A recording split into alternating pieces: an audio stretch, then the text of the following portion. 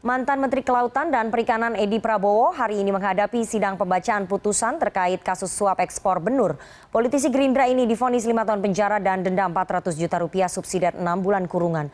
Majelis Hakim juga menjatuhkan pidana tambahan berupa pencabutan hak dipilih dalam jabatan selama 3 tahun. Sore ini kita akan langsung membahasnya bersama dengan dua narasumber yang sudah bergabung melalui sambungan Zoom.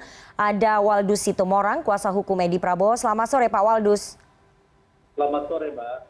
Dan Kurnia Ramadana, peneliti ICW. Selamat sore Mas Kurnia.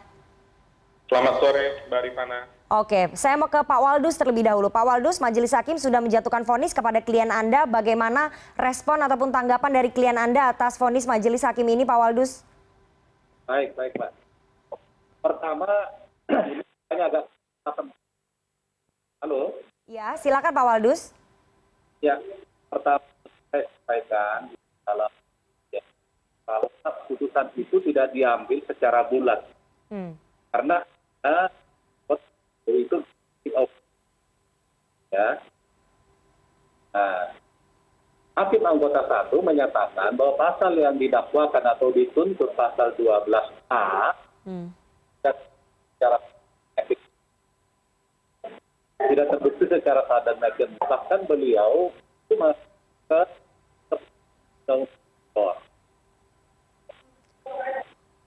Pak Waldus, kami tidak begitu mendengar suara Anda, tampaknya ada kendala komunikasi. Saya mau langsung tanya ke Mas Kurnia dari ICW. Mas Kurnia, kalau menurut Pak Waldus sebagai kuasa hukum dari Edi Prabowo menilai bahwa vonis ini tidak diambil secara bulat oleh Majelis Hakim. Bagaimana ICW melihat vonis ini? Apakah memang vonis ini sudah sesuai, memenuhi ekspektasi karena sesuai dengan tuntutan JPU? Ya, ada dua hal ya Mbak Rifana. Yang pertama, tanggapan atas statement Pak Waldus tersebut, putusan sudah dijatuhkan, suara mayoritas hakim telah memutuskan bahwa Edi Prabowo divonis 5 tahun. Yang kedua, di ICW sendiri itu tidak untuk dijatuhkan kepada Edi Prabowo, semestinya vonis itu lebih berat. Jadi apa yang dipertimbangkan oleh hakim, apa yang terbukti oleh majelis hakim tidak sinkron dengan putusannya. Hakim mengatakan terbukti secara sah dan meyakinkan menerima puluhan miliar dan puluhan ribu US dollar sebagai tindak pidana suap. Kenakan pasal 12 huruf A. Kita cermati, pasal 12 huruf A itu minimalnya 4 tahun, maksimalnya 20 tahun, bahkan bisa dihukum seumur hidup. Jadi putusan itu sangat ringan sekali dan sangat melukai hati publik. Begitu Mbak Rifana. Oke, Pak Waldus, kalau menurut ICW harusnya dihukumnya atau divonisnya jauh lebih berat daripada tuntutan JPU begitu ya. Tapi akhirnya tadi Majelis Hakim sudah memvonis sesuai dengan tuntutan JPU. Saya mau tanya, klien Anda sudah memutuskan untuk mengajukan banding atau tidak, Pak Waldus? Tadi sesuai dengan apa yang disampaikan oleh terdakwa Bapak Edi Prabowo, masih dalam berpikir. Karena undang-undang memberikan waktu pikir-pikir selama 7 hari. Anda sebagai kuasa hukum akan merekomendasikan untuk mengajukan banding terhadap vonis majelis? Ya, halo. Ya, Anda sebagai tim kuasa hukum, apakah akan merekomendasikan kepada Pak Edi Prabowo untuk mengajukan banding terhadap putusan majelis ini, terhadap vonis? Ya, tentu selaku kuasa hukum tidak bisa kita mengambil secara buru-buru, harus bertukar pikiran dengan beliau karena waktu berpikir-pikir itu kan selama 7 hari Mbak. Sedangkan ini kan baru diputuskan. Nah, kita mau lihat nanti setelah mendapat putusannya, baru nanti kita melihat kira-kira kelemahan-kelemahan dan lain, sehingga kita bisa bersikap apakah banding atau tidak. Oke, kalau dari terdakwa ataupun dari tim kuasa hukum masih pikir-pikir karena diberi waktu 7 hari, kalau menurut ICW sebaiknya tim jaksa penuntut umum mengajukan banding atas vonis ini, Mas Kurnia? Ya, sebaiknya memang melakukan banding. Itu idealnya Mbak Rifana. Tapi realitasnya hari ini kita bisa merujuk pada tuntutan KPK. Tuntutan KPK itu pun janggal. Gunakan pasal yang sama dengan pasal yang terbukti oleh majelis hakim, tapi tuntutannya sangat ringan, hanya 1 tahun di atas pidana minimal, yaitu 5 tahun penjara.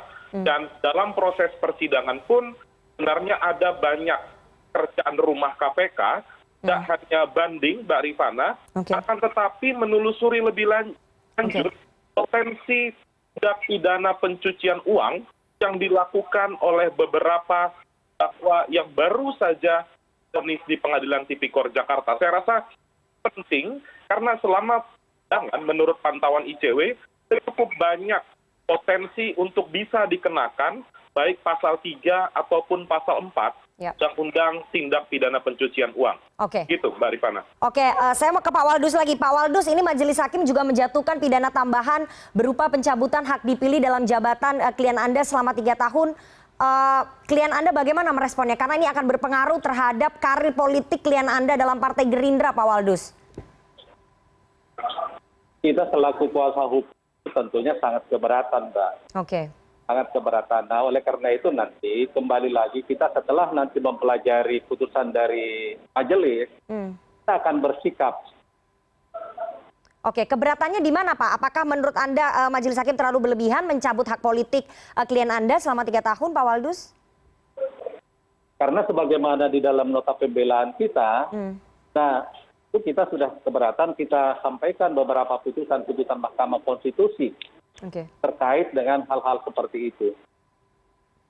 Oke, Mas Kurnia, kalau dari tim kuasa hukum merasa keberatan dengan adanya pidana tambahan pencabutan hak politiknya Pak Edi Prabowo selama 3 tahun begitu, dan masih akan mempertimbangkan. Kalau dari ICW menilai pidana tambahan pencabutan hak politik ini akan memberikan efek jera kepada terdakwa ataupun kepada pejabat lain, atau ini hanya akan menjadi angin lalu saja, Mas Kurnia? Kalau hanya 3 tahun itu ya pasti tidak akan memberikan efek jera. Putusan Mahkamah Konstitusi itu membenarkan untuk bisa jatuhi pidana tambahan pencabutan hak tertentu, yaitu hak politik maksimal 5 tahun. Namun dalam kondisi ini kita harus melihat lagi, Edi Prabowo itu melakukan praktik korupsi selaku menteri, jabat publik. Maka dari itu pencabutan hak politik itu mestinya tinggi juga sebagai salah satu bagian dari penghukuman yang bisa memberikan efek jera yang maksimal. Oke. Kalau menurut ICW 3 tahun pencabutan hak politik tidak akan memberikan efek jera, tapi majelis juga menambah mengganjar agar Edi Prabowo dihukum membayar uang pengganti senilai 9,6 miliar rupiah dan 77 ribu dolar Amerika Serikat. Pak Waldus, apakah kemudian klien Anda sanggup untuk membayar uang pengganti sebesar ini? Pertama, saya kira, Mbak, itu bukan soal sanggup tidak sanggup. Uang sebanyak 77 ribu US dollar yang disampaikan oleh Suharjito pada waktu di bulan Juni, itu sebenarnya disampaikan kepada Pak Sapri selaku staf khusus beliau. Nah, itu ada 2 kali pemberian. Pemberian pertama, dan disebutkan itu sebagai uang komitmen. Pemberian kedua, sebanyak 26 ribu, itu kemudian digunakan oleh Sapri untuk kepentingan pribadinya. Nah, pemberian uang 77 ribu itu dikaitkan dengan percepatan perizinan. Padahal sebenarnya kewenangan perizinan itu sudah dilimpahkan ke tingkat eselon 1, eselon di bawah Dirjen Budidaya, Pak Slamet, kemudian Dirjen Tangkap, Pak Julfikar. Jadi kewenangan untuk percepat pemberian penetapan itu telah dilimpahkan, mengingat ini kan pekerjaan pelayanan, jadi harus dipercepat. Satu. Yang kedua soal uang yang 24 miliar itu kan juga sudah bisa dibuktikan. Nah, di dalam putusan disebutkan itu adalah uang dari pemegang saham dan kemudian para eksportir.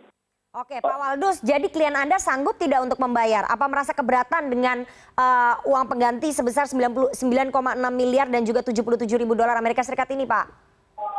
Tentu merasa keberatan karena itu memang tidak bisa dibuktikan apakah terdakwa itu menerima atau tidak. Tidak bisa dibuktikan, dan memang pada waktu di persidangan saksi Amiril itu menyatakan tidak pernah menerima dan tidak pernah menyampaikan kepada terdakwa Edi Prabowo. Oke. Itu loh, Mbak. Oke, Mas Kurnia, kalau menurut Pak Waldus sebagai tim kuasa hukum, kliennya Pak Edi Prabowo merasa keberatan begitu ya karena tidak menerima uang tersebut. Tapi menurut ICW, apakah vonis tambahan ataupun perintah majelis hakim agar Edi Prabowo mengganti uang 9,6 miliar dan juga 77 ribu dolar Amerika Serikat itu bisa menutupi selama ini kerugian negara dari hasil uang suap yang diterima oleh Edi Prabowo, Mas Kurnia? Iya. Mbak, sebelum dijawab oleh Pak Kurnia, saya kira saya luruskan dulu bahwa uang itu adalah bukan kerugian negara, bukan uang dalam kaitan dengan kerugian negara, Mbak. Bukan. Oke, silakan Mas Kurnia diteruskan. Ya, kalau kita mendengar pernyataan dari kuasa hukum, ya sudah pasti kuasa hukum itu menginginkan kliennya itu bebas ya. Akan tetapi kan fakta persidangan sudah menunjukkan secara clear. Putusan dari Soeharjito itu, bahkan pengakuan dari Soeharjito itu terbuka di persidangan.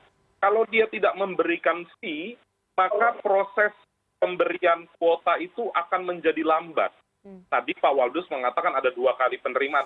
Sulit rasanya bagi kita untuk percaya bahwa penerimaan status tersebut tanpa sepengetahuan dari menterinya, tanpa perintah dari menterinya, dan juga memang berdasarkan putusan tersebut terlepas dari perdebatan ICW tidak sepakat dengan vonis itu, tapi hakim sudah mengatakan bahwa penerimaan itu 24 miliar sekian juga 77.000 US dollar itu terbukti secara sah dan meyakinkan. Itu menandakan apa yang disampaikan oleh Pak Waldus tadi tidak relevan lagi karena sudah terbukti di tingkat pertama. Begitu, Mbak Rifana, satu lagi, kami juga menaruh concern ya ketika nanti diputuskan andainya terdakwa itu banding, karena KPK rasanya sudah berat untuk banding, itu harus dilihat lebih lanjut proses sidang di Pengadilan Tinggi DKI Jakarta, karena beberapa waktu lalu juga kita dikejutkan dengan putusan banding terdakwa lain yang di-courting luar biasa besar seperti Jaksa Pinangki Sirna Malasari. Begitu, Mbak Rifana. Oke, nanti kita tunggu bagaimana keputusan dari terdakwa Edi Prabowo dan juga tim kuasa hukumnya, apakah akan mengajukan banding atas vonis majelis hakim, dan kalau memang terdakwa mengajukan banding, kita harus kawal bersama bagaimana proses persidangannya di Pengadilan Tinggi seperti yang tadi disampaikan oleh Mas Kurnia dari ICW. Terima kasih sekali 2 orang narasumber yang sudah bergabung pada sore hari ini. Ada Pak Waldus Situmorang, tim kuasa hukum dari Edi Prabowo, dan juga Mas Kurnia Ramadana dari peneliti ICW. Terima kasih sekali atas waktunya kepada CNN Indonesia Newsroom sore hari ini. Sehat selalu, Bapak-bapak. Baik.